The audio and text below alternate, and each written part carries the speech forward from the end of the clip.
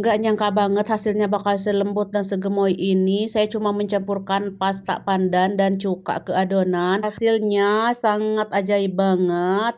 Teksturnya itu loh kenyal, berserat, dan lembut, empuk, lentur, mulus, juga halus. Dan wangi banget aroma pandannya. Roti ini bisa diisi sesuai selera ya. Bisa coklat, bisa juga unti kelapa, bisa kacang hijau, dan lain sebagainya.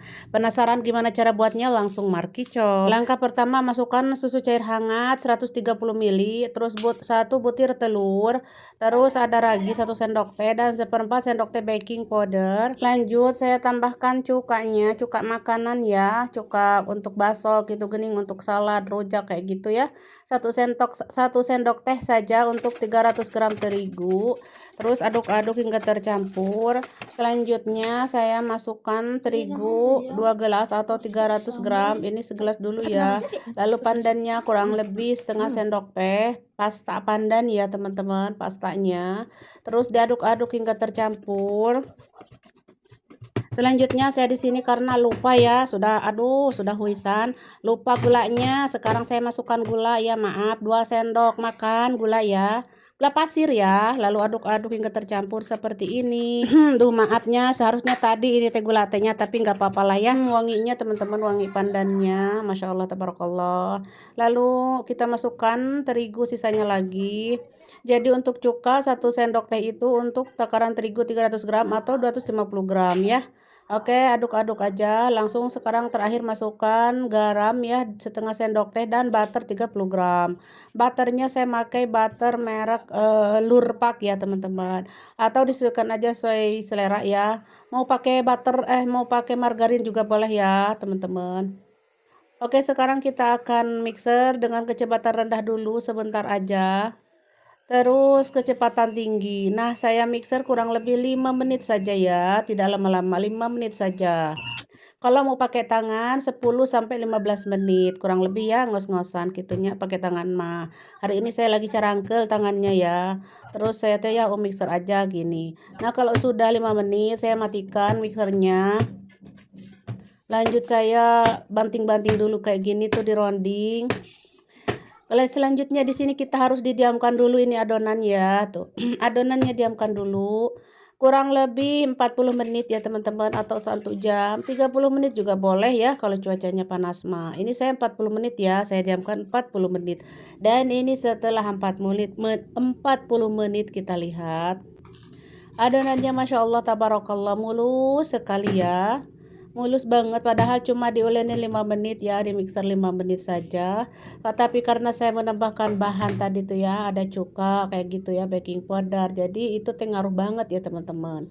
Nah, inilah hasilnya ya. Kalau sudah begini mah nanti hasilnya bakal berhasil, bakal gemoy ya, bakal lembut, bakal empuk ya.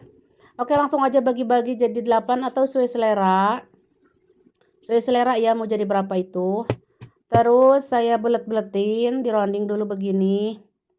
Selanjutnya kalau sudah mah kita wadahan dulu ke piring seperti ini. Dan di sini kita wajib diamkan dulu sebelum dibentuk ya, kurang lebih 5 sampai 10 menit hingga melentur agar mudah ya menggilasnya. Nah, ini udah melentur.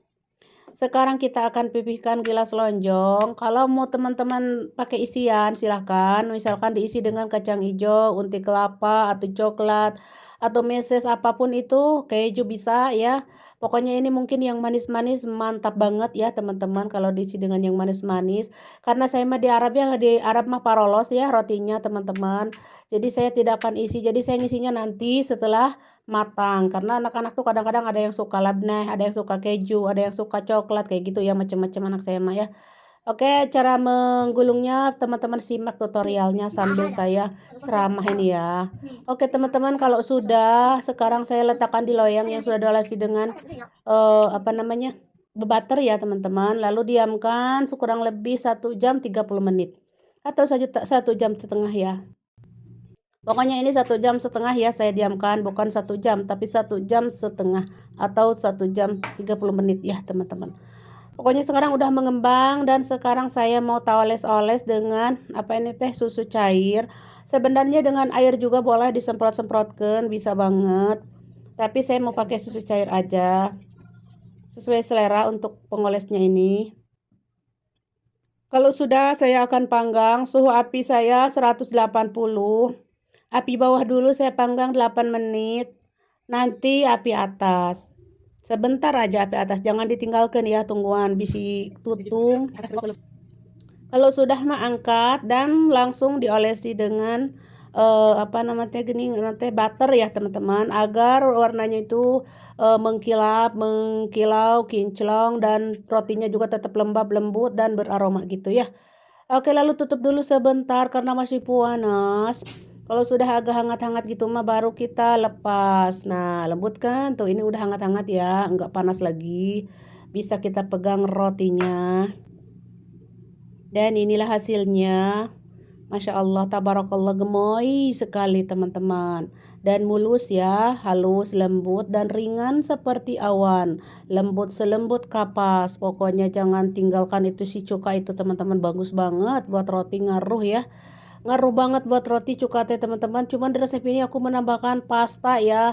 Karena kata anak-anak tuh cobain pakai pasta cenah gimana hasilnya gitu ya. Masya Allah tabarakallah, hasilnya teh gemoy sekali, lembut ya. Dan wangi sekali pastanya, atau pandan, aroma pandan. Ini wangi aroma pandan teman-teman. Sepertinya ini bagus banget diisi dengan unti kelapa teman-teman, atau kacang hijau ya. Cuman di saya lagi kosong kacang hijaunya dan unti kelapanya, jadi mau tak isi coklat saja. Oke, untuk tekstur seperti yang teman-teman lihat, dijamin tidak akan mengecewakan, lembut sekali dan berserat ya, tuh berserat, dan rasanya juga kenyal-kenyal gitu, nyod-nyodan. Jadi kalau teman-teman mau pakai terigunya, wayahna harus pakai terigu protein tinggi ya teman-teman. Jadi kalau pro sedang mah emang empuk sih, cuman pro sedang menurut saya pro sedang mah tidak berserat ya hasilnya teh. Dan tidak kenyal gitu ya. Soalnya kan pro sedang mah beda banget, bukan buat roti-rotian. Soalnya pro sedang mah biasanya buat bolu, buat buat kue kering kayak gitu, buat goreng-gorengan kayak gitu ya. Kayak buat biskuit-biskuit gitu biasanya kalau pro sedang mah ya. Kalau untuk roti-rotian mah kan ya itulah protein tinggi ya teman-teman. Masya Allah, seratnya bagus, protein tinggi mah tuh seperti punya saya ini. Bagus banget, padahal saya tepung murah meriah tapi protein tinggi ya.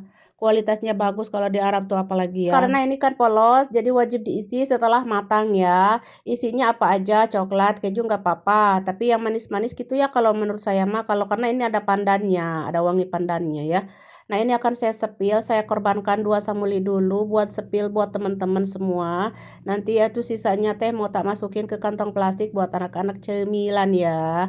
Karena kita sebenarnya sudah makan tadi ya, cuman ini mah kan buat nge-share aja buat teman-teman gimana gitu caranya pakai pandan dan cuka, hasilnya kayak gimana. Ternyata bagus. Ya udah, kalau bagus mah saya sharing buat bestie-bestie saya semua ya, subscriber saya di YouTube juga. Oke, ini kalau sudah wajib dikemas ya, karena kalau enggak emang kalau dibiarkan ngedarai begitu nanti keras kering rotinya. Wajib dikemas atau dikantongin kayak gini ya.